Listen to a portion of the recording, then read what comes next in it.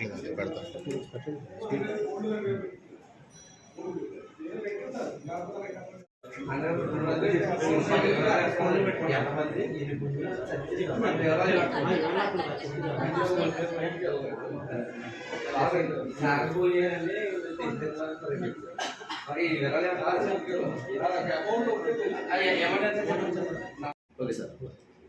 ఉదయం సుమారు 6:30 గంటల సమయంలో మాకు రాబడిన సమాచారం మేరకు మా సిబ్బంది ఎస్ఐ అయిన రాజేష్ మరియు మా సిబ్బంది మధ్యవర్తుల సమక్షంలో రావులపాలెం మండలం పొడగట్లపల్లి గ్రామ శివారు కొబ్బరి తోట దగ్గరలో కోడిపందాలు నిర్వహించుతున్నారనే సమాచారం మీదకు వెళ్ళి దాడి చేశాము.